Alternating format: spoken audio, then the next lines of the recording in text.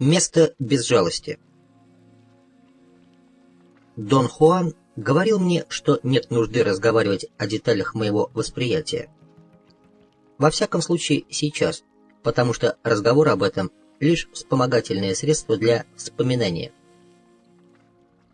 Если точка сборки однажды сдвинется, событие полностью восстановится в памяти. Он добавил, что лучшая помощь для полного вспоминания — прогулка. Поэтому мы встали и пошли не спеша в полном молчании по горной тропинке, пока я не вспомнил все. В Северной Мексике, на окраине Гуаймаса, городка, расположенного на пути из Ногалеса, штат Аризона, мне вдруг стало ясно, что с Доном Хуаном творится что-то неладное. Уже около часа он был необычайно молчалив и печален, но я не обращал на это внимания, пока его тело не начали сводить судороги. При этом его подбородок так бился о грудь, словно шейные мускулы не могли больше выдерживать тяжести головы. «Тебя укачало в дороге, Дон Хуан?» — встревожившись, спросил я. Он не ответил. Он тяжело дышал. В течение первых нескольких часов нашей поездки с ним было все в порядке. Мы без конца говорили о самых разных вещах. Когда мы остановились в городе Санта-Ана, чтобы заправиться, он даже отжался несколько раз от крыши машины, разминая затекшую спину. «Что с тобой, Дон Хуан?» — спросил я. Я ощутил в животе спазмы беспокойства. Не поднимая свесившейся на грудь головы, он пробормотал, что хочет посетить один конкретный ресторан, и едва слышным дрожащим голосом сообщил, как туда добраться. Я припарковал машину на соседней улице, за квартал от ресторана. Когда я открыл дверцу машины со своей стороны, он схватил меня за руку железной хваткой. С превеликим трудом он с моей помощью выбрался из машины через водительское сиденье.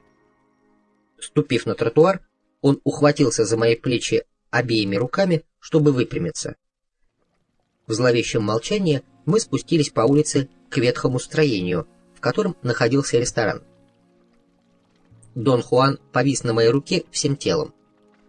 Его дыхание было таким учащенным, и его била такая сильная дрожь, что я не на шутку забеспокоился. Я оступился и вынужден был схватиться за стену, чтобы не свалиться вместе с Доном Хуаном на тротуар. От волнения я совсем потерял голову. Заглянув в его глаза, я увидел, что они совершенно тусклые и лишены своего обычного блеска. Мы кое-как вошли в ресторан, и услужливый официант подскочил к нам, чтобы помочь Дону Хуану, как если бы был предупрежден о том, что с ним происходит. «Как вы себя чувствуете сегодня?» — пронзительно завопил он на ухо Дону Хуану. Он буквально донес Дона Хуана от двери к столику, усадил его, а затем исчез. «Он тебя знает, Дон Хуан?» — спросил я, когда мы сели. Не глядя на меня, он пробормотал что-то невразумительное. Я встал и прошел на кухню в поисках того официанта. «Знаете ли вы старика, который пришел сюда со мной?» — спросил я, когда наконец нашел его. «Конечно, знаю», — сказал он с видом человека, у которого хватает терпения ответить только на один вопрос. «Это старик, у которого бывают приступы». После этого заявления все стало на свои места. Я знал теперь, что в дороге с ним случился небольшой приступ. Конечно, я никак не мог его предотвратить, но все же чувствовал себя беспомощным и обеспокоенным. Предчувствие того, что самое худшее и еще впереди, вызвало у меня неприятное чувство в животе. Я вернулся к столу, молча сел. Внезапно появился все тот же официант с 2 мисками креветок и 2 тарелками супа из морской черепахи. Мне пришло в голову, что, наверное, в этом ресторане подают только креветок и черепаховый суп, или что Дон Хуан всегда заказывает именно эти блюда, когда здесь бывает. Официант так громко заговорил с Доном Хуаном, что перекрыл шум, создаваемый находящимися в ресторане посетителями. «Надеюсь, вам понравится наша еда», — завопил он. «Если я вам понадоблюсь, поднимите только руку, и я тут же окажусь рядом». Дон Хуан кивнул в знак согласия, и официант ушел, сочувственно похлопав Дона Хуана по спине. Дон Хуан жадно ел, время от времени чему-то улыбаясь. Я был настолько встревожен, что одна лишь мысль о еде вызывала у меня отвращение. Но после определенного момента с ростом беспокойства у меня стало расти и чувство голода. Я попробовал пищу и нашел, что она невероятно вкусна. Поев, я почувствовал себя немного лучше, хотя все оставалось по-прежнему, и беспокойство мое не уменьшилось. Когда Дон Хуан наелся, он поднял руку над головой. В ту же минуту подскочил официант и вручил мне счет.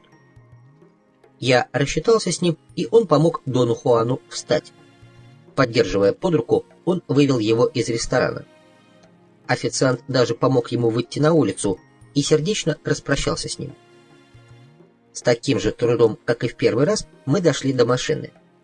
Дон Хуан всей тяжестью своего тела навалился на мою руку, едва дыша и останавливаясь через каждый шаг, чтобы перевести дух.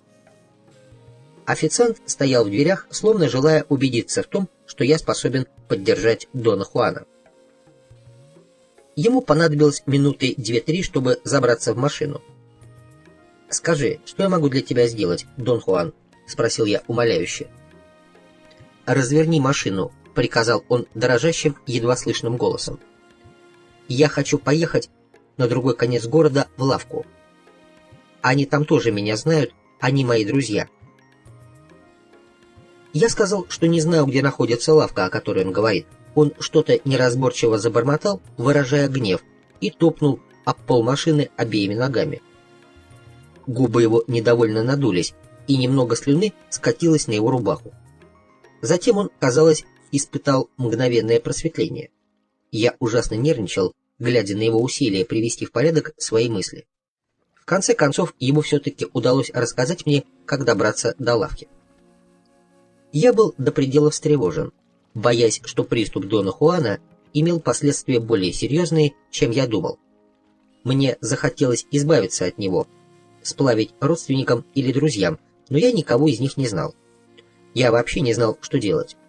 Повернув в обратную сторону, я поехал к лавке, которая, по его словам, находилась на другом конце города. Я подумывал, не вернуться ли мне в ресторан и не расспросить ли официанта о родственниках Дона Хуана. Хотелось верить, что кто-нибудь в лавке знает его. Чем больше я думал о положении, в которое попал, тем больше жалости испытывал к самому себе. Дон Хуан закончился. Я испытывал ужасное чувство потери и обреченности. Я явно терял его, но мое чувство утраты скоро перешло в досаду от того, что мне приходится возиться с ним в таком его немощном состоянии. Я кружил по городу около часа, разыскивая эту лавку, и никак не мог найти ее. Дон Хуан признался, что он мог ошибиться, и что лавка, возможно, находится в другом городе. К тому времени я совершенно выбился из сил и не представлял, что делать дальше. В нормальном состоянии осознания я всегда испытывал странное чувство, что я знаю о Доне Хуане больше, чем мой разум. Сейчас, под влиянием его умственного расстройства, я был уверен, хотя и не знал почему, что где-то в Мексике его друзья ожидают его, хотя где именно я понятия не имел. Я измучился не только физически. К моему состоянию примешивалось беспокойство и чувство вины. Меня терзала мысль о том, что я связан по рукам и ногам немощным стариком, который наверняка смертельно болен. И я чувствовал свою вину в том, что испытываю к нему неприязнь. Я остановил машину на побережье. Понадобилось около 10 минут, чтобы вывести Дона Хуана из машины. Мы направились в сторону океана, но когда подошли поближе, Дон Хуан отпрянул как мул и заявил, что дальше не пойдет. Он бормотал, что вода бухты Гуаймас пугает его. Он повернул назад и повел меня на главную площадь, пыльную плаза, где не было даже скамеек. Дон Хуан сел на обочину. Проехала машина для уборки улиц, вращая своими стальными щетками, которые совершенно не смачивались водой. Она подняла облако пыли, и я закашлялся. Я был настолько расстроен возникшей ситуацией, что у меня мелькнула мысль оставить его сидящим здесь. Но я тут же устыдился этой мысли и похлопал Дона Хуана по спине. «Пожалуйста, постарайся вспомнить, куда я должен тебя отвезти», — сказал я мягко. «Ты хочешь, чтобы я тебя повез?» «Я хочу, чтобы ты пошел к черту», — ответил он хриплым, резким голосом. Видя, как Дон Хуан разговаривает со мной, я начал подозревать, что с ним приключился не удар, а какая-то другая болезнь. Очевидно, она повлияла на его мозг, а в результате чего он стал безумным и агрессивным. Внезапно он встал и пошел прочь от меня. Я обратил внимание на то, каким немощным он стал. Он постарел в течение нескольких часов. Исчезла его природная энергия. Теперь это был ужасно старый, слабый человек. Я бросился подать ему руку. Волна сильной жалости захлестнула меня. Это себя я видел старым, слабым, едва способным ходить, и это было нестерпимо. Слезы навернулись у меня на глаза, правда, не от жалости к Дону Хуану, а от жалости к самому себе. Я сжал его руку и дал ему молчаливое обещание, что буду заботиться о нем, несмотря ни на что. Я совсем ушел в жалость к самому себе, как вдруг ощутил сильную пощечину. Прежде чем я опомнился, Дон Хуан ударил меня снова, но на этот раз по затылку. Он стоял передо мной, дрожа от ярости. Его рот был полуоткрыт и непроизвольно дергался. «Кто ты?» — заорал он каким-то неестественным голосом. Он обратился к куче зевак, которые немедленно начали собираться вокруг нас. «Я не знаю, кто этот человек», — сказал он им. «Помогите мне, я одинокий старый индеец, он иностранец и хочет убить меня. Они всегда поступают так с беспомощными старыми людьми, убивают их, чтобы развлечься». Раздался ропот неодобрения. Многие молодые рослые люди смотрели на меня угрожающе. «Что ты делаешь, Дон Хуан?» — громко спросил я его. Я хотел убедить толпу, что я был с ним. «Я не знаю тебя», — закричал Дон Хуан. «Оставь меня в покое». Он повернулся к толпе и попросил присутствующих помочь ему. Он хотел, чтобы они задержали меня до прихода полиции. «Держите его», — требовал он. «Кто-нибудь позовите, пожалуйста, полицию. Они знают, что делать с этим человеком». Я имел представление о мексиканской тюрьме. Никто не будет знать, где я. Мысль о том, что пройдут месяцы, пока кто-нибудь заметит мое отсутствие, заставила меня действовать с невероятным проворством. Я отшвырнул первого же молодого парня, приблизившегося ко мне, а затем бросился бежать, охваченный паникой. Я знал, что этим спасаю свою жизнь. Несколько молодых людей бросились за мной. Пока я мчался по направлению к главной улице, я сообразил, что в таком маленьком городке, как Гуаймас, патрульные полицейские передвигаются пешком. Никого из них не было поблизости. Боясь встречи с ними, я заскочил в первый же магазинчик, попавшийся на моем пути. Я сделал вид, что старательно выбираю покупку. Молодые люди, преследовавшие меня с шумом, пробежали мимо. У меня быстро возник план. Купить как можно больше вещей. Я рассчитывал, что люди в магазине примут меня за туриста. Затем я попрошу кого-нибудь помочь мне поднести пакеты к моей машине. Некоторое время я выбирал то, что мне было нужно. В магазине я нанял юношу, чтобы он помог мне нести пакеты. Но когда я приблизился к своей машине, то увидел стоящего возле нее Дона Хуана, вокруг которого по-прежнему толпился народ. Он разговаривал с полицейским, который что-то записывал. Все было бесполезно. Мой план провалился. Путь к машине был отрезан. Я велел молодому человеку оставить пакеты на тротуаре, сказав ему, что скоро должен подъехать мой друг и доставить меня в отель. Он ушел, а я остался, прячась за грудой пакетов, которыми я прикрывал свое лицо, стараясь не попадаться на глаза Дону Хуану и окружающей его толпе. Я видел, как полисмен изучал мою калифорнийскую лицензию. Теперь я был совершенно уверен в том, что погиб. Обвинение сумасшедшего старика было слишком серьезным, а тот факт, что я сбежал, только усилил мою вину в глазах полисмена. Кроме того, мне страшно не хотелось вступать в объяснение с полицейским, который наверняка проигнорирует правду, только бы арестовать иностранца. Я стоял у входа в магазин около часа. Полисмен ушел, но толпа вокруг Дона Хуана осталась, а он кричал и возбужденно размахивал руками. Я был слишком далеко, чтобы расслышать слова, но я мог представить их смысл по его отрывистым, возбужденным выкрикам. У меня возникла отчаянная необходимость в новом плане.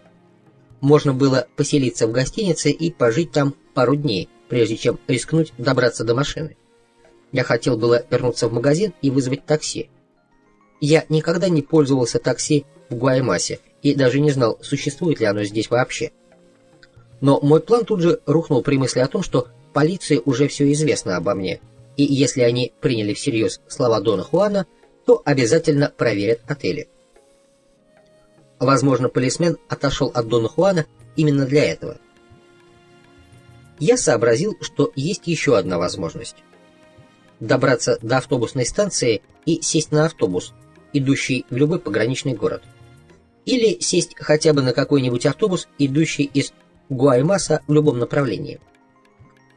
Однако и от этой идеи пришлось немедленно отказаться. Я был уверен, что Дон Хуан сообщил полисмену мое имя, и тот наверняка уже предупредил автобусные компании. Мой разум захлестнула слепая паника. Я сделал несколько коротких вздохов, чтобы успокоить нервы. Тут я заметил, что толпа вокруг Дона Хуана стала рассасываться. Вернулся полисмен со своим напарником, и оба они не спеша пошли в конец улицы. В этот момент я внезапно ощутил неподдающееся контролю возбуждение. Это было так, как если бы мое тело прервало связь с умом, начав функционировать самостоятельно. Я направился к своему автомобилю, прихватив с собой все пакеты. Не испытывая ни малейшего страха или заботы, я открыл багажник, положил в него все пакеты, затем отворил дверцу машины. Дон Хуан стоял рядом на тротуаре, уставившись на меня отсутствующим взглядом. Я посмотрел на него с совершенно несвойственной мне холодностью. Это не было ни ненавистью, ни гневом. Он даже не раздражал меня. То, что я чувствовал, вовсе не походило на смирение или терпимость. И это определенно не было добротой. Скорее, это было холодное безразличие, ужасающее отсутствие жалости. В этот момент меня меньше всего заботило происходившее с Доном Хуаном или со мной. Дон Хуан встряхнул верхней частью тела, как собака, выходящая из воды. И тут, словно все это было лишь дурным сном, он снова стал тем человеком, которого я знал. Он быстро вывернул свою куртку наружу подкладкой. Это была двусторонняя куртка, бежевая с одной стороны и черная с другой. Сейчас он был одет в черную куртку. Он достал из машины свою соломенную шляпу и тщательно причесал волосы, затем вытащил воротник рубашки поверх воротника куртки, вмиг сделавшись моложе на много лет. Не говоря ни слова, он помог мне перенести в машину оставшиеся пакеты. Привлеченные шумом открывающихся и закрывающихся дверок автомобиля, двое полицейских бегом вернулись к нам, свистя свои свистки. Дон Хуан проворно бросился им навстречу. Он внимательно выслушал их и заверил, что им не о чем беспокоиться. Он объяснил, что, должно быть, они встретились с его отцом, старым немощным индейцем, у которого не все в порядке с головой. Разговаривая с ними, он открывал и закрывал дверцы автомобиля, как бы проверяя замки. Еще он перенес пакеты из багажника на заднее сиденье. Его подвижность и юношеская сила совершенно не походили на движение старика, каким он был несколько минут назад. Я знал, что он ведет себя так в расчете на полисмена, который видел его раньше. На месте этого полисмена я бы ни на минуту не усомнился, что передо мной сын старого безумного индейца. Дон Хуан указал название ресторана, где знают его отца, а затем бесстыдно дал им взятку. От меня не требовалось объяснять что-либо полисменам. Что-то во мне делало меня твердым, холодным, знающим, молчаливым. Не говоря ни слова, мы сели в машину. Полицейские так ни о чем меня и не спросили. Казалось, они настолько устали, что и не пытались сделать это. Мы уехали. «Что это ты выкинул там, Дон Хуан?» — спросил я, и холодность моего тона удивила меня. «Это был первый урок безжалостности», — сказал он. Он напомнил, что по пути в Гуаймас он предупредил меня о предстоящем уроке безжалостности. Я признался, что не обратил на это внимания, подумав, что мы просто беседуем, чтобы нарушить монотонность езды. «Я никогда не беседую просто так», — сказал он строго. «Тебе давно уже пора знать об этом. Сегодня днем я намеренно создал соответствующую ситуацию, благодаря которой твоя точка сборки сдвинулась в такое место, где исчезает жалость. Это место известно как место без жалости. Перед каждым магом стоит задача, продолжал он, достичь места без жалости с минимальной помощью. Нагваль лишь создает нужную ситуацию, ученик же сам приводит свою точку сборки в движение. Сегодня ты сделал именно это. Я помогал тебе, возможно, немного переигрывая. Сдвинул свою собственную точку сборки в такое положение, которое сделало меня немощным стариком, чьи действия невозможно предсказать. Я не просто притворился старым и немощным, я был старым. Озорной блеск в его глазах свидетельствовал о том, что он наслаждается моментом. «Не было особой нужды в том, что я делал», — продолжал он. «Я мог заставить свою точку сборки сдвинуться, не применяя столь жестокой тактики, но я ничего не мог с тобой поделать.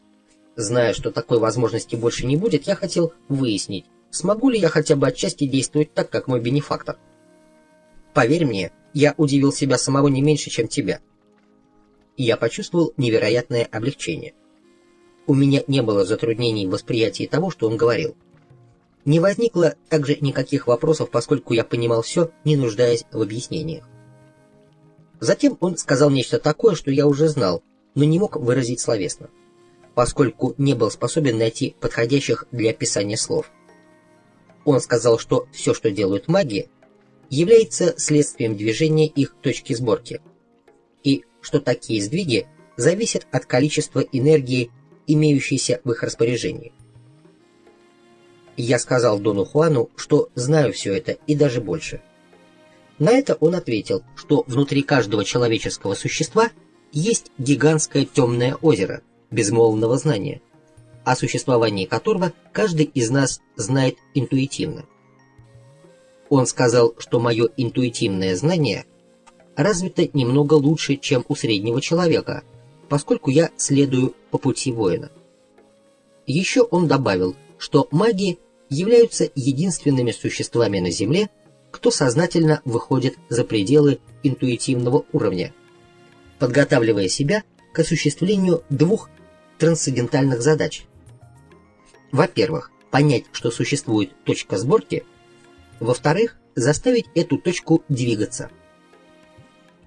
Он еще и еще раз подчеркнул, что самые изощренные знания, которыми владеют маги, являются потенциальным достоянием всех нас как воспринимающих существ.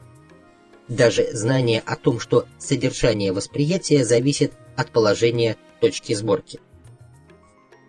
В этом месте его объяснений мне стало чрезвычайно трудно сосредоточиться на том, что он говорит.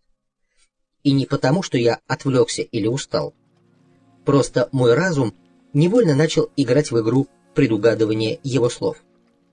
Похоже, какая-то неведомая часть внутри меня безуспешно пыталась найти соответствующие слова для выражения мыслей. По мере того, как Дон Хуан говорил, я начинал чувствовать, что могу предугадывать, какие именно мои безмолвные мысли он сейчас выскажет. Меня поражало понимание того, что его выбор слов был всегда точнее, чем мог бы быть мой собственный. Но предвидение его слов, к сожалению, уменьшало мою концентрацию. Я резко свернул на обочину дороги. В этот момент у меня впервые в жизни возникло ясное понимание собственной раздвоенности. Внутри меня существовали две совершенно обособленные части. Одна была чрезвычайно старой, спокойной и равнодушной. Она была тяжелой, темной и связанной со всем остальным. Это была та часть меня, которая ни о чем не беспокоилась, поскольку ко всему относилась одинаково. Она всем наслаждалась, ничего не ожидая. Другая часть была светлой, новой, легкой, подвижной. Она была нервной и быстрой. Она беспокоилась о себе, потому что была неустойчивой, и не наслаждалась ничем просто потому, что не имела способности связать себя с чем бы то ни было. Она была одинокой, поверхностной и уязвимой. Это была та часть меня, из которой я смотрел на мир. Я сознательно осмотрелся из этой части. Повсюду я видел обширные фермерские поля, и эта ненадежная, легкая, беспокойная часть меня металась между гордостью, индустриальной мощью человека и печалью при взгляде на величественную древнюю пустыню Сонора, превращенную в аккуратный пейзаж со вспаханными полями и окультуренными растениями. В старой, темной и тяжелой части меня не было до этого никакого дела, и две части вступили в спор друг с другом. Воздушная часть меня хотела, чтобы тяжелая приняла на себя ответственность, а тяжелая желала, чтобы другая часть меня прекратила терзаться и наслаждалась. «Почему ты остановился?» — спросил Дон Хуан. Его голос вызвал реакцию, но было бы не совсем верно сказать, что то, что прореагировало, было мною. Звук его голоса, казалось, заставил затвердеть воздушную часть меня, после чего я стал таким, как всегда. Я рассказал Дону Хуану о понимании, которое возникло у меня относительно моей раздвоенности. Когда он начал объяснять ее с точки зрения положения точки сборки, я утратил свое отвердение. Мягкая часть снова приобрела это свое качество, как и в первый раз, когда я впервые заметил свою раздвоенность. И я снова начал понимать объяснение Дона Хуана. Он сказал, что когда точка сборки двигается и достигает места без жалости, позиция рационализма и здравого смысла становится шаткой. Ощущение, что я имею более старую, темную и безмолвную сторону, было точкой зрения, предшествующей разуму. «Я точно знаю, о чем ты говоришь», — сказал я ему. «Я знаю многое, но не могу выразить словами свое знание. Я не знаю, с чего начать». «Однажды я уже упоминал об этом», — сказал он. «То, что происходит с тобой, и то, что ты называешь раздвоенностью, является взглядом из нового положения твоей точки сборки. С этого положения ты можешь чувствовать более старую сторону человека, а то, что знает более старая часть человека, называется безмолвным знанием. Это и есть знание, которое ты еще не можешь выразить словами». «Но почему?» — спросил я. «Чтобы выразить его, тебе необходимо иметь и использовать гораздо больше энергии», — ответил он. «Сейчас у тебя нет такой энергии. Безмолвное знание — это нечто такое, что есть у каждого из нас», — продолжал он. «Это нечто такое, что в совершенстве всем владеет и в совершенстве все знает.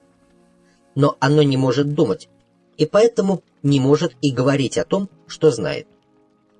Маги полагают, что когда человек начинает осознавать свое безмолвное знание и хочет осмыслить то, что он знает, он утрачивает это знание. Безмолвное знание, которое ты не можешь выразить словами, является, конечно, намерением, духом, абстрактным. Ошибка человека заключается в том, что он стремится познать его непосредственно, так же, как он познает мир повседневной жизни. Но чем больше он стремится к этому, тем более эфемерным оно становится. «Не мог бы ты объяснить это более простыми словами, Дон Хуан?» — спросил я. «Это значит, что ради мира разума человек отказывается от безмолвного знания», — ответил он. «Чем крепче он держится за мир разума, тем более эфемерным оказывается намерение». Я завел машину, и мы молча поехали дальше. Дон Хуан не пытался указывать мне направление или подсказывать, как управлять машиной, что он часто делал, чтобы задеть мое чувство собственной важности. Я не особенно задумывался над тем, куда еду. Однако что-то во мне знало, куда надо ехать. Я дал возможность проявиться именно этой своей части. Поздним вечером мы прибыли к большому дому магов партии Дона Хуана, расположенному в сельской местности штата Синалоа, на северо-западе Мексики. Путешествие, казалось, совсем не заняло времени. Я не помнил подробностей нашей поездки. Я знал лишь то, что по пути мы не разговаривали. Дом казался пустым. Не было никаких признаков того, что в нем есть люди. Тем не менее, я знал, что друзья Дона Хуана находятся в этом доме. Хотя я никого не видел, но чувствовал их присутствие. Дон Хуан зажег несколько керосиновых ламп, и мы с ним сели за массивный стол. Казалось, Дон Хуан собирается поесть. Пока я раздумывал о том, что мне сказать или сделать, бесшумно вошла женщина и поставила на стол тарелку с едой. Я не ожидал ее появления, и когда она вышла из темноты на свет, как бы материализовавшись из ничего, я невольно открыл рот от изумления. «Не пугайся, это я, Кармела», — сказала она и исчезла снова, растворившись во тьме. Я чуть было не завопил от ужаса. Дон Хуан так смеялся, что я подумал, все в доме слышат его. Я уже было решил, что они сейчас придут, но никто не появился. Я попытался есть, но мне не хотелось. Тогда я начал думать о женщине. Я ее не знал. Возможно, я бы узнал ее, но мне никак не удавалось извлечь воспоминания о ней из тумана, обволакивавшего мои мысли. Я силился прояснить свой ум, но почувствовал, что на это потребуется слишком много энергии, и сдался. Почти тотчас после того, как я перестал думать о ней, я начал испытывать странное цепенящее беспокойство. Сперва я подумал, что меня угнетали темнота, массивный дом и тишина в нем и за его пределами. Но затем моя угнетенность возросла до невероятных размеров, особенно после того, как я услышал слабый лай собаки вдали. В какой-то момент я подумал, что мое тело вот-вот разорвется на части. Дон Хуан немедленно вмешался. Он подскочил ко мне и хлопнул меня по спине так, что во мне что-то щелкнуло. Этот удар по спине принес мне немедленное облегчение. Когда я успокоился, то понял, что вместе с беспокойством, которое чуть было не поглотило меня, я утратил ясное ощущение знания обо всем на свете. Я больше не мог предвидеть, как Дон Хуан выразит то, что я знал сам. После этого Дон Хуан приступил к своему самому необычному объяснению. Вначале он сказал, что источником беспокойства, которое овладело мной со скоростью степного пожара, было внезапное движение моей точки сборки, вызванное неожиданным появлением Кармелы, а также моей неизбежной попыткой сдвинуть свою точку сборки туда, где я был бы способен полностью узнать ее. Он посоветовал мне свыкнуться с мыслью о том, что время от времени у меня будут возникать такого рода приступы тревоги, поскольку моя точка сборки все еще сохраняет подвижность. «Любое движение точки сборки подобно умиранию», — сказал он. «Все в нас рассоединяется, а затем вновь присоединяется к источнику еще большей силы. Такое увеличение энергии воспринимается как убийственная тревога. «Что мне делать, когда это случается?» — спросил я. «Ничего», — ответил он. «Просто ждать. Вспышка энергии пройдет. Опасно лишь не знать, что с тобой происходит. Когда ты знаешь, реальной опасности нет». Затем он заговорил о древнем человеке. Он сказал, что древний человек самым непосредственным и наилучшим образом знал, что делать и как делать что-либо. Но, выполняя все действия так хорошо, он начал развивать эгоизм, из-за чего у него возникла уверенность в том, что он может предвидеть и заранее намечать действия, которые он привык выполнять. Вот так появилось представление об индивидуальном «я», которая стала диктовать человеку характер и диапазон его действий. По мере того, как ощущение индивидуального «я» усиливалось, человек постепенно утрачивал естественную связь с безмолвным знанием. Современный человек, пожиная плоды этого процесса, в конечном счете обнаруживает, что безвозвратно утратил связь с источником всего сущего, и что ему под силу лишь насильственные и циничные действия, порожденные отчаянием и ведущие к саморазрушению.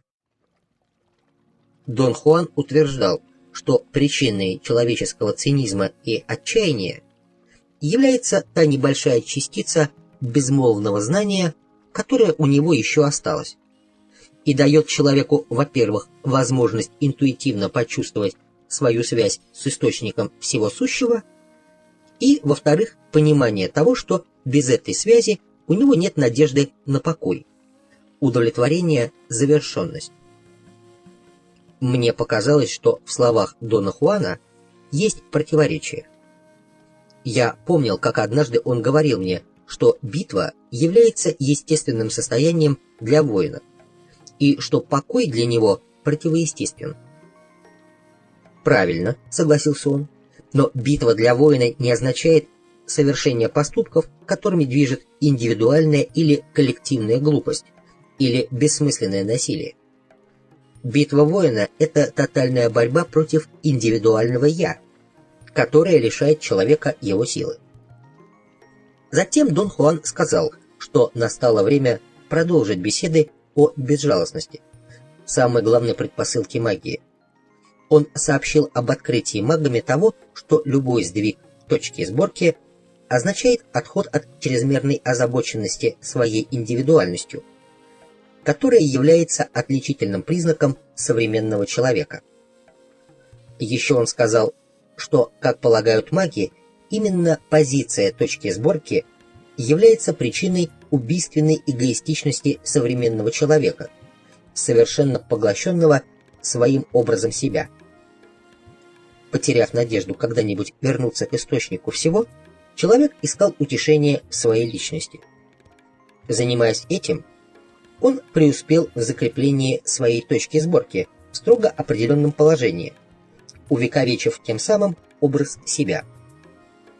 Итак, с уверенностью можно сказать, что любое перемещение точки сборки из ее привычного положения в той или иной степени приводит человека к избавлению от саморефлексии и сопутствующего ей чувства собственной важности. Дон Хуан описал чувство собственной важности как силу, порождаемую человеческим образом самого себя. Он повторил, что именно эта сила и удерживает точку сборки в ее нынешнем положении. По этой причине главной задачей на пути воина является уничтожение чувства собственной важности. Все, что делают маги, направлено на достижение этой цели. Он объяснил, что маги разоблачили чувство собственной важности и установили, что оно есть жалость к себе, маскирующаяся под нечто иное. Это звучит неправдоподобно, но это на самом деле так, сказал он. Жалость к себе – это реальный враг и источник человеческого страдания. Без некоторого количества жалости к себе человек был бы не в состоянии быть таким важным для себя, каков он есть. Но когда включается чувство собственной важности, оно начинает набирать свою собственную силу, и именно это, на первый взгляд, независимая природа чувства собственной важности придает ему мнимую ценность. Это его объяснение, которое было бы непонятным для меня при обычных условиях, показалось мне вполне убедительным. Но поскольку мне все еще была присуща некоторая двойственность, оно показалось немного упрощенным. Казалось, Дон Хуан преследует в своих мыслях и словах определенную цель. И этой целью был я в моем обычном состоянии осознания. Продолжая свои объяснения, Дон Хуан сказал, что маги абсолютно уверены в том, что, сдвигая точку сборки с ее обычного положения, мы достигаем состояния, которое можно называть только безжалостностью.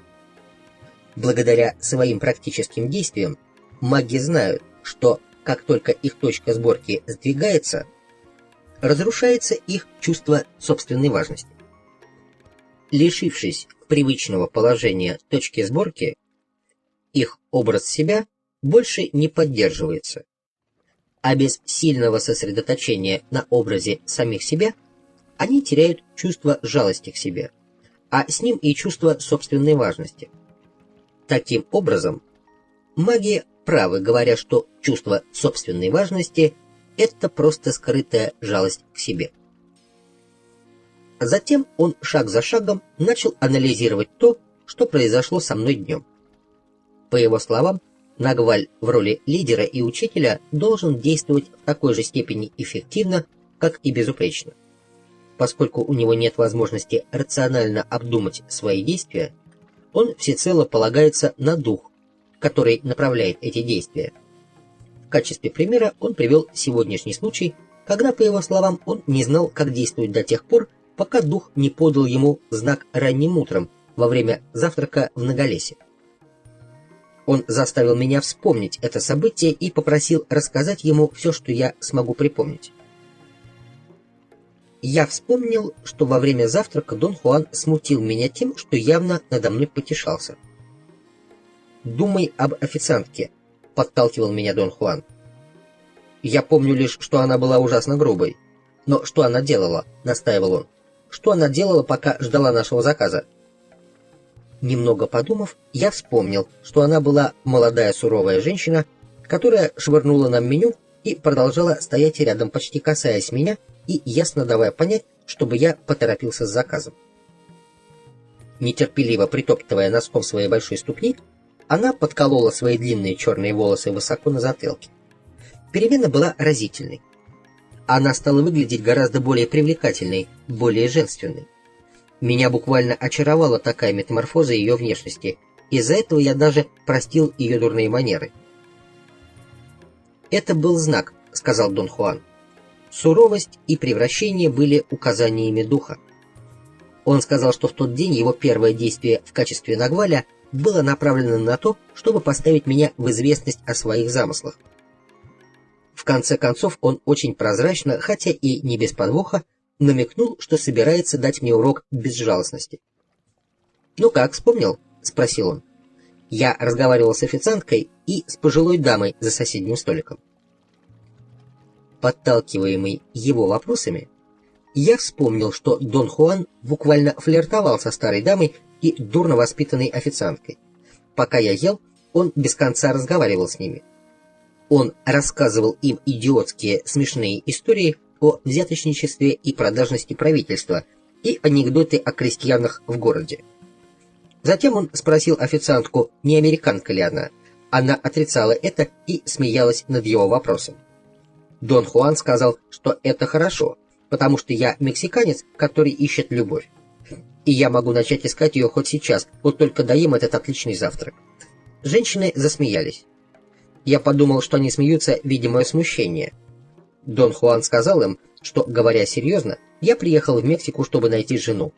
Он спросил, не знают ли они какую-нибудь честную, скромную женщину, которая хотела бы выйти замуж и не была бы слишком требовательна к мужской красоте. Он сослался на себя, как на мое доверенное лицо. Женщины засмеялись еще громче, я же был очень раздосадован.